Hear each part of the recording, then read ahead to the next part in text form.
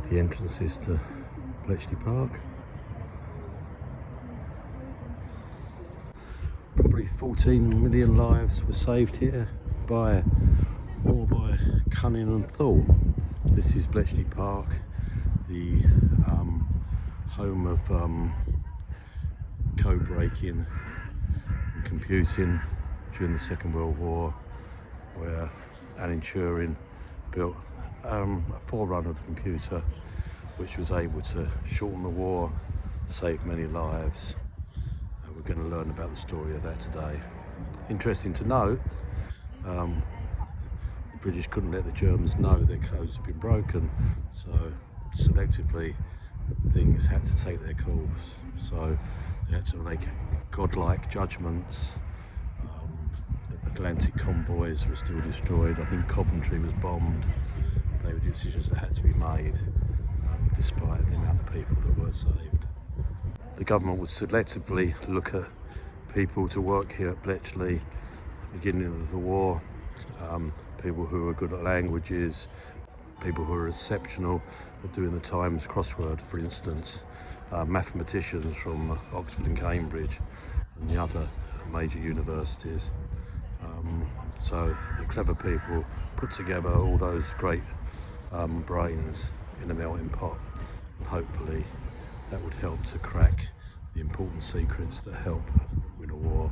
If you can preempt what your opponent's doing in sport or in many things, you've got a great advantage, and that's what they hoped they would get.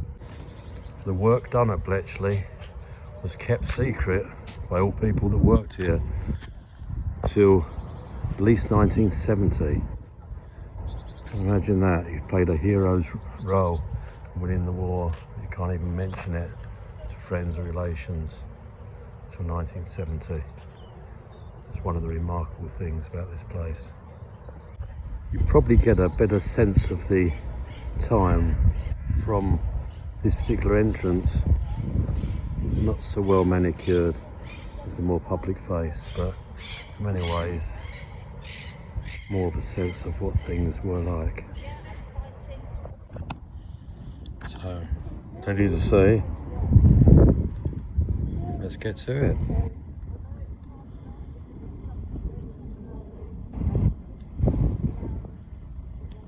Maybe a coffee as well. So the mansion, this is one of the first places you'd come to and be briefed by Commander Denison. Famous Bletchley Park arches. Secrecy was key. You'd have to sign the official Secrets Act. Very important, nothing of the workings here got out. Even the dragons had ears in Bletchley Park. Architecturally, quite an impressive place, and I've kept it really as it was, which makes it quite unique. The garages.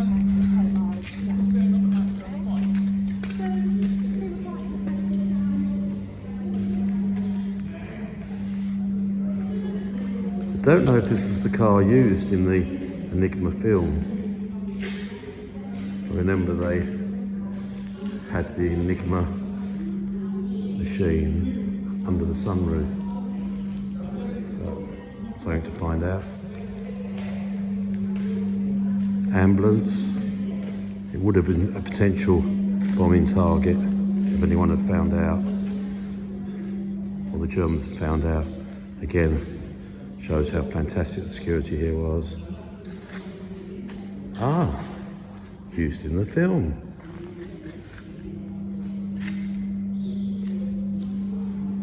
Kate Winslet and Douglas Scott.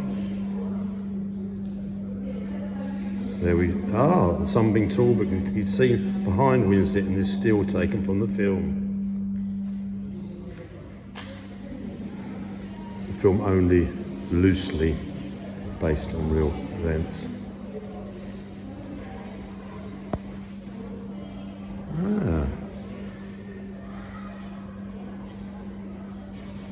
Donated by Mick Jagger to Bletchley Park. Jagger's film company were behind the making of the Enigma film. The stories some of these walls could tell.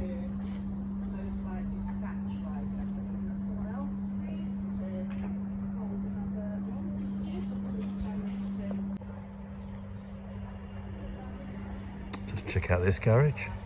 Dispatch riders were an integral part of getting the ciphers to where they needed to be, the bits of code that had been broken.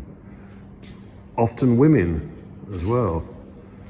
As you can see there, a heavy bike, hard to handle, but also good at getting through the various types of weather they might have encountered.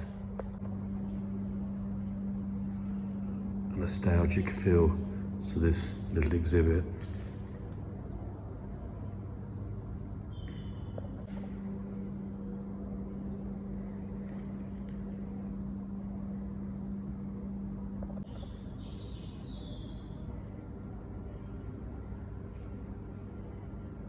Again, the broken codes taken at speed to other places where that information could be put to good use. Six-cylinder touring sedan, 1940 Packard 6, used for ferrying staff around, and no doubt big knobs as well, or big wigs as they're probably more appropriately known today. Okay, Alan Turing has often been credited with a lot of the work on the computer which helped to break the code. This was his initial little cottage. He was quite a reclusive figure, and I understand that food was winched up and down to him from that window so he could just get on with his work. So, kind of slightly eccentric figure, but obviously a brilliant mind. The memorial to the Polish code breakers who played a big part in breaking earlier codes in the war. Most intriguing little hut.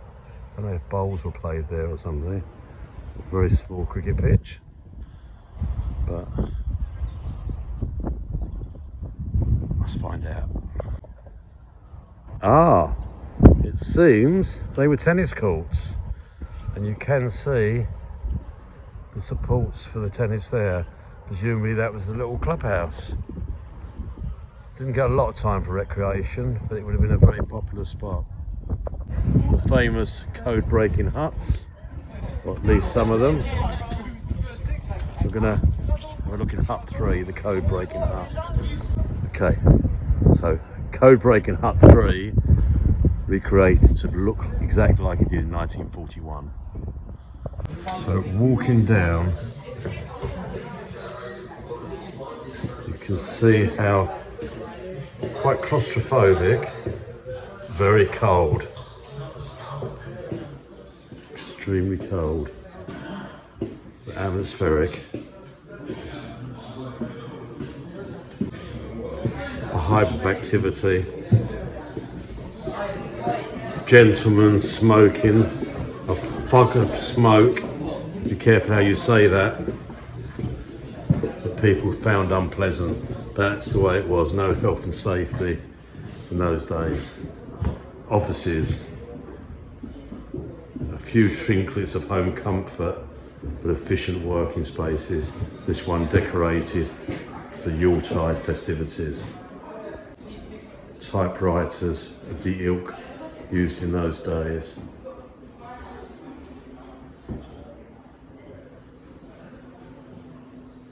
Warnings to be careful what you say at any stage, even over breakfast.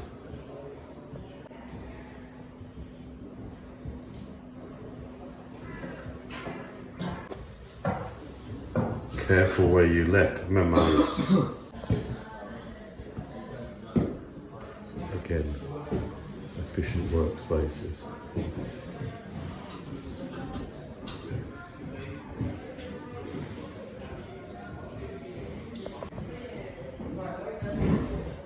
People often wore their overcoats, woolen jumpers because it was so cold in here. Briefing room, hive of activity. Hopefully good news to pass on to the government and the Prime Minister. At times no news, and a very dark place to be.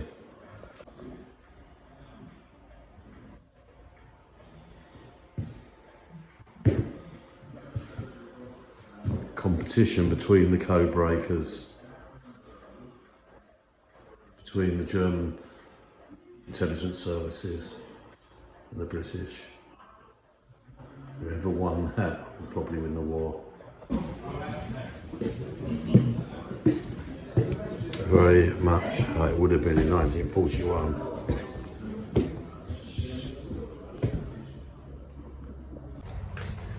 Bicycles, a key way to get around in these days.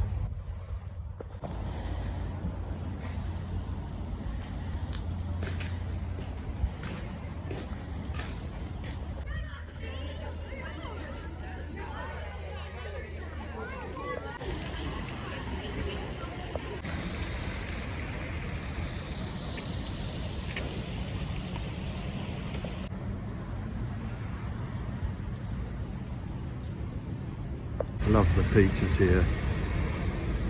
The street lamps show sort of areas would have been hundreds of commuters coming from the station.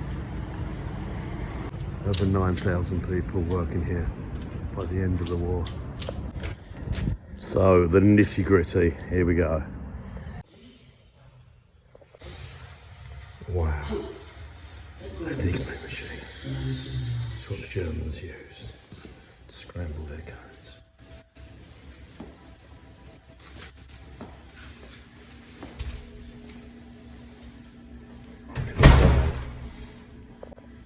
Many people died trying to get their hands on one of these. Components from the bomb that Turing made with an E. We're not talking about anything explosive here.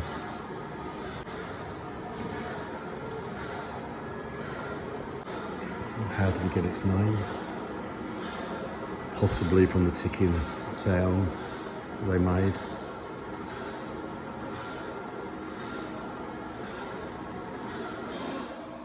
Or as a tribute to the Polish bomber. Bomber has two meanings in Polish: an explanation for something really good, or a round scoop of ice cream enjoyed by the Polish code breakers. You can choose which one it is. This is a model of the bomb being much more than this. Many units connected together that Turing and his staff put together.